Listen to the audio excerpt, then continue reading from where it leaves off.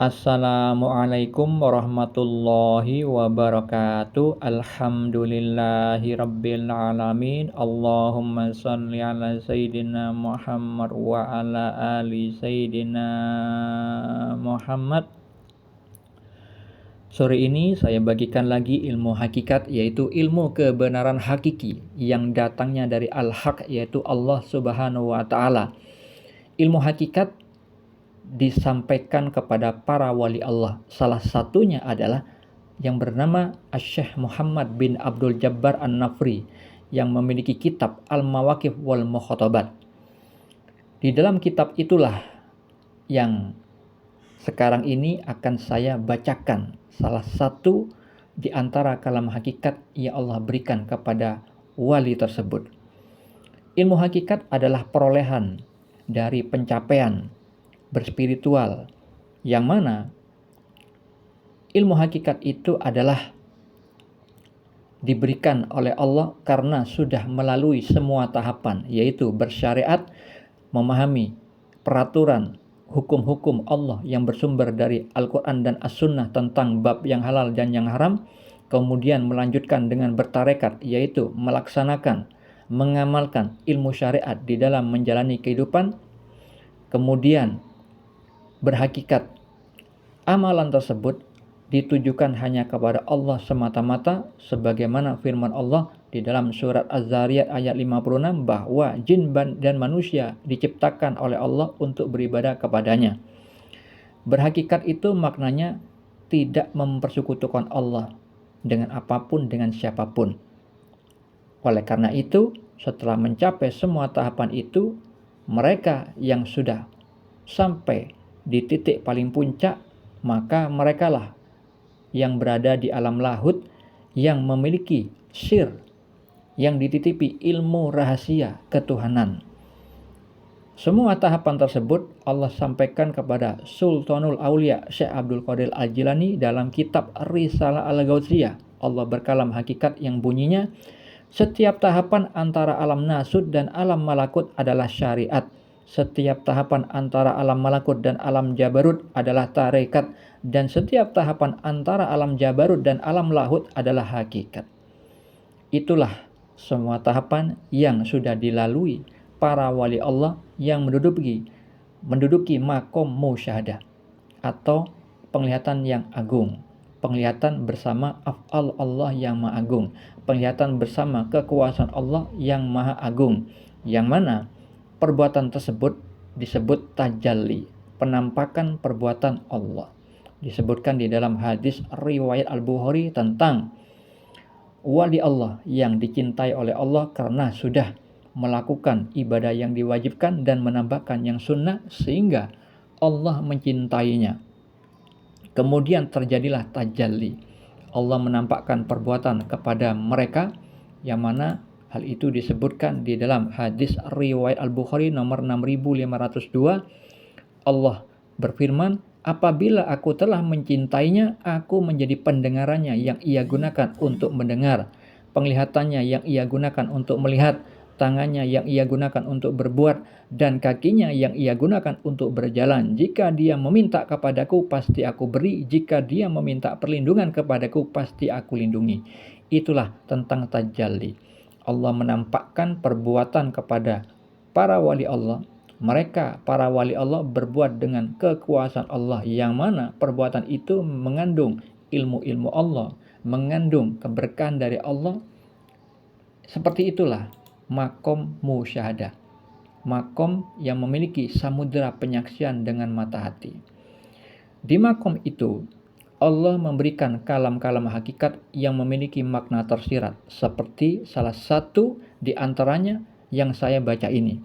Allah kalamkan kepada wali yang bernama Syekh Muhammad bin Abdul Jabbar An-Nafri, terdapat di dalam kitab Al-Mawaqif wal Mukhatabat. Bunyinya, ada kebiasaan yang bersumber dari dosa-dosa yang dilakukan kelompok manusia-manusia dapat membentuk arca-arca sembahan, yang mana sumber kekuasaan arca-arca itu atas manusia-manusia disebabkan karena kebiasaan yang dilakukan berulang kali. Nah, itulah kalam hakikat yang Sekarang akan saya jabarkan maknanya dan juga contohnya dan juga dampak dari keburukan atas petunjuk yang Allah sampaikan di dalam kalam hakikat tersebut. Makna kalam hakikat yang tadi adalah Allah memberi petunjuk tentang kelompok manusia-manusia yang seringkali berbuat dosa, istiqomah di dalam bermaksiat kepada Allah, sehingga dengan kebiasaan melakukan perbuatan dosa tersebut membentuk kesyirikan, diberikan ungkapan kiasan dengan kalimat arca-arca atau patung-patung sembahan.